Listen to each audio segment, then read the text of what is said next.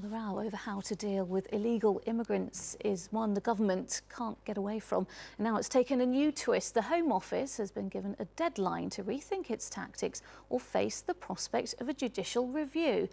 The increasingly bitter debate began when a controversial poster campaign called for illegal immigrants to go home or face arrest.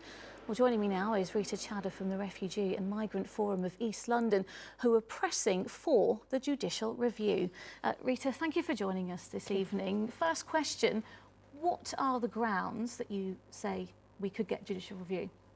There's several aspects to the case that we're putting forward. Firstly, we do believe that the vans being circulated and the way that they were introduced is actually a breach of consultation duty. So the government didn't even tell the local authorities or the police that the vans were going to be in the boroughs. They just appeared on the streets, literally overnight. So what do you make of the vans themselves and the slogans? Because what they seem to be targeting are illegal immigrants. Now, a lot of people would say, well, that's an issue that does need to be tackled. We can't ignore it.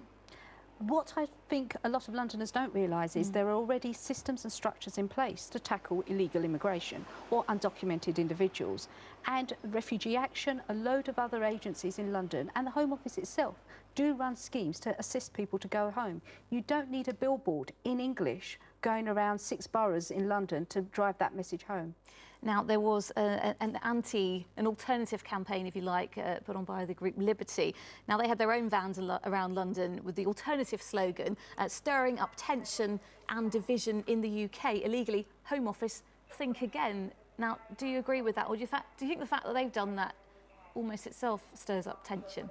Well, I think they're only stating the obvious and what a lot of Londoners do believe. A year ago, we were proud of London because of its multiculturalism and the Olympics. And I think all Liberty are doing are just reminding us that actually there is another story to be told and a very positive story to be told about London. And we shouldn't forget that. And the Mayor Boris Johnson was quoted recently as saying that it was perhaps the language that was used that wasn't right, but the sentiment behind what the government was trying to do with these vans is actually something that we need to do.